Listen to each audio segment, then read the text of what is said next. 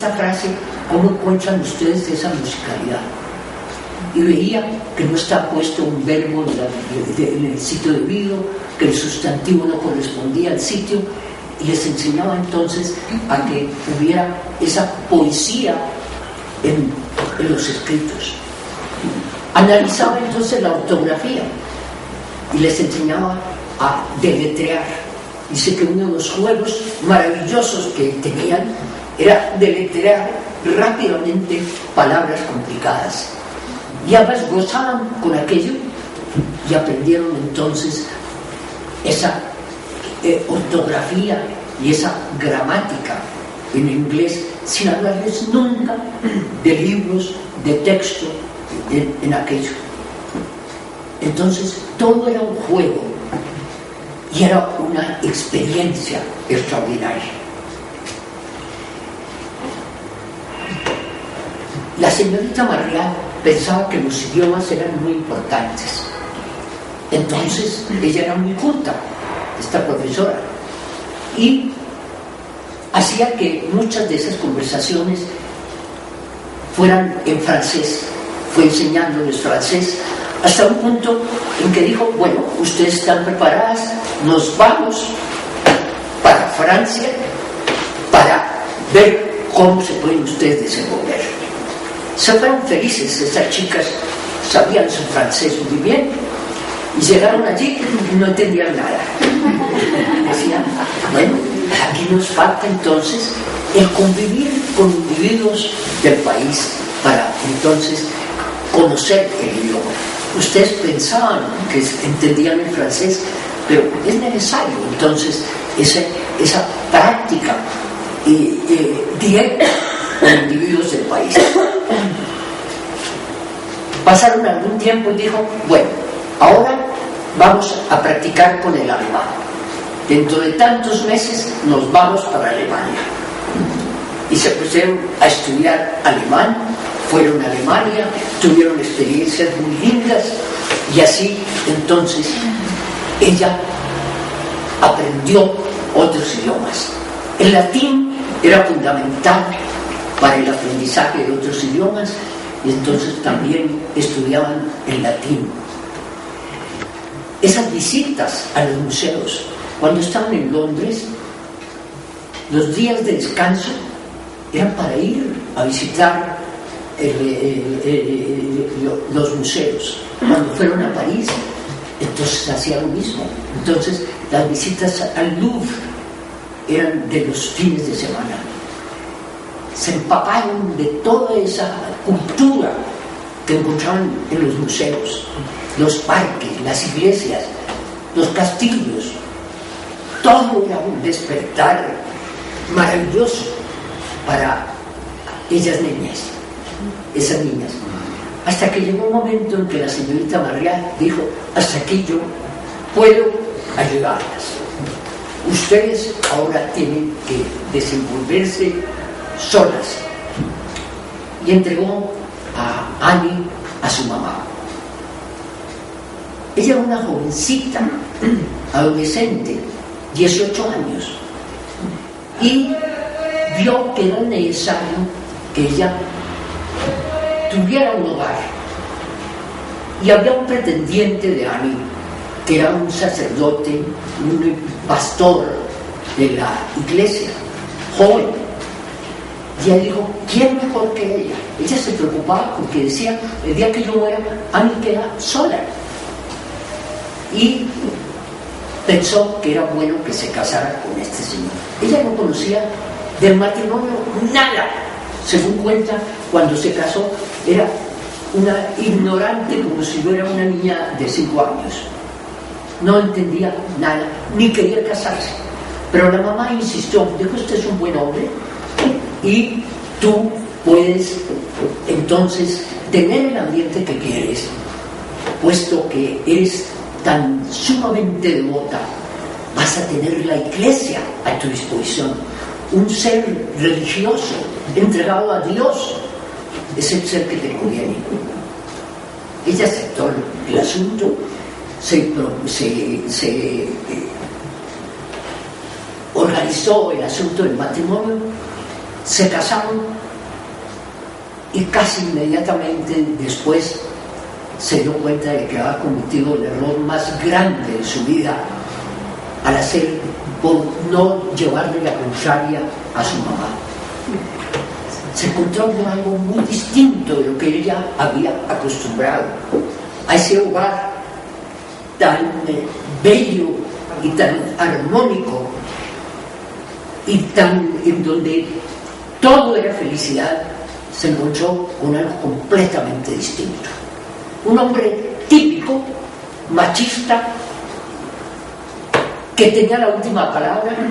La mujer no podía acceder a ninguna prebenda, se hacía lo que él quería. Y ella era una rebelde desde niña. Ella no podía aceptar de ninguna manera aquello. Ese reverendo era de apellido Besa, de allí el apellido que ella usó siempre, Annie Besa. Era el apellido de su esposo. Era un hombre dogmático. La Biblia había que leerla al pie de la letra. Ella no aceptaba muchísimas cosas. Ya ella había, desde niña, empezó a cuestionar la Biblia y veía que era un libro en muchos sentidos inmoral, que no podía existir un ser divino como el que se estaba mostrando, un ser que tenía un pueblo preferido y que mandaba a la batalla a su pueblo escogido y cosas así por el estilo. Empezó ella a tener dudas, especialmente cuando oía a este señor en sus sermones vociferar y llegar casi al paroxismo cuando hablaba del demonio que acechaba a todos los seres. Annie rechazaba aquello. Se lo expresó a él y entonces él dijo: ¿qué clase de mujer es usted? Empezó a humillarla. ¿Qué persona puede ser una que cuestiona la voluntad divina? Y cosas así por el estilo. Ya ella, para esa época, empieza a hacer todos esos cuestionamientos que un ser pensante se hace. ¿Será que Dios es bueno? Y si es bueno, ¿por qué hizo un mundo en donde hay tanto dolor? O si Él no quiere que haya ese dolor y no puede, entonces es que no es omnipotente, como me han dicho. Y si no creó bien hecho el mundo, entonces es que no es sabio. Y todo eso le producía a ella inmensa angustia, puesto que ella había puesto un ideal en esa idea de Dios, como lo mostraba el cristianismo.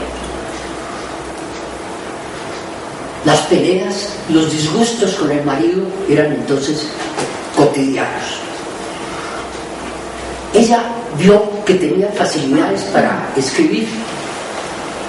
Escribió algunos cuentos a alguna editorial y de una editorial de esas le llegó un día un cheque por uno para tener la propiedad de alguno de esos cuentos. No era de mucho valor, pero ella se sintió feliz. El primer dinero que ella ganó. Y entonces le mostró el cheque al marido, que se lo quitó inmediatamente.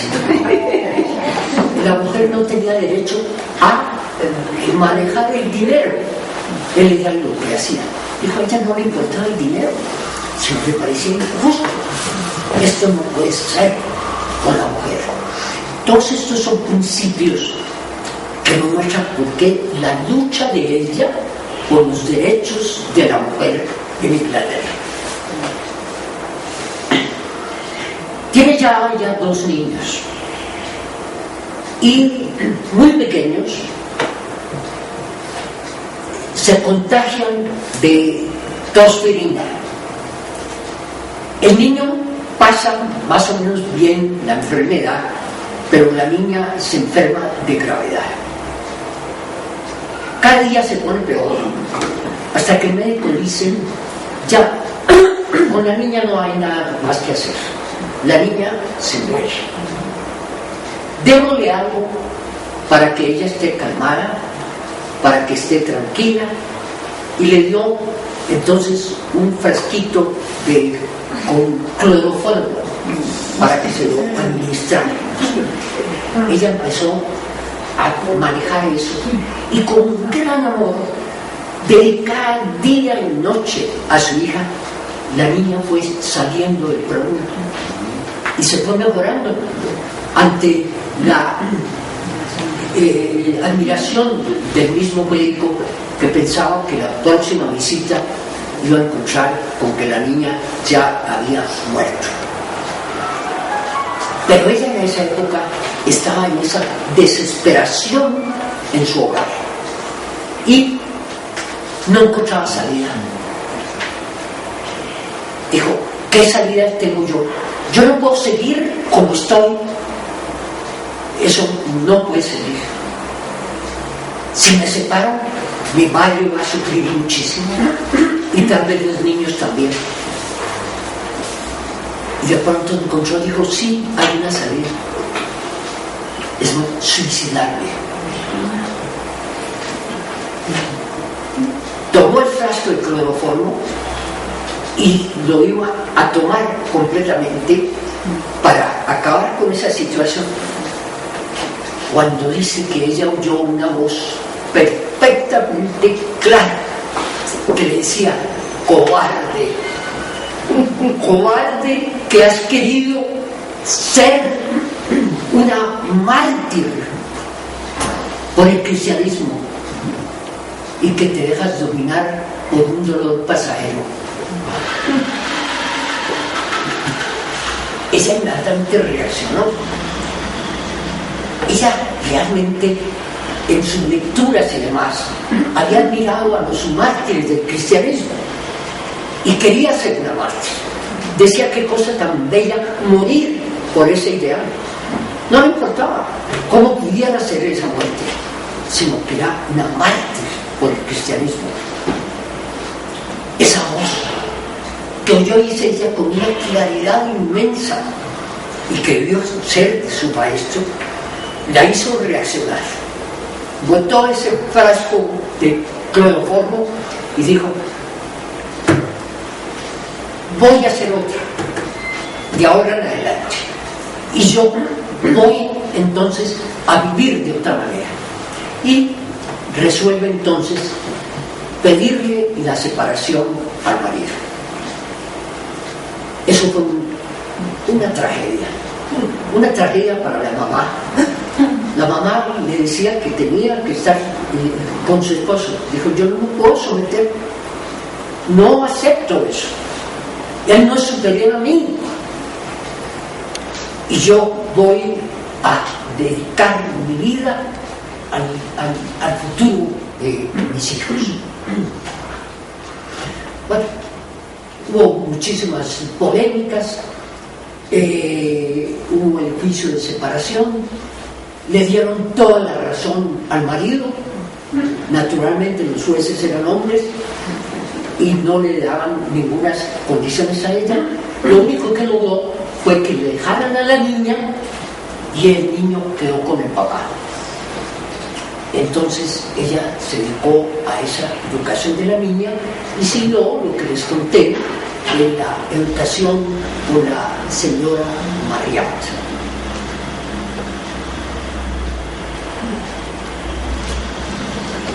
Entre sus ideales de trabajo cristiano estaba el servicio a la humanidad. Ella quería aliviar el dolor en donde fuera. Antes lo había visto fuera del hogar, ahora lo veía también en el hogar. ¿Cuántas mujeres estaban sometidas al marido? Y también ya una mujer de 21, 22 años ya para esta época, muy joven, pero ya había pasado por esas experiencias, vio el sufrimiento tan tremendo que había en la sociedad causada por la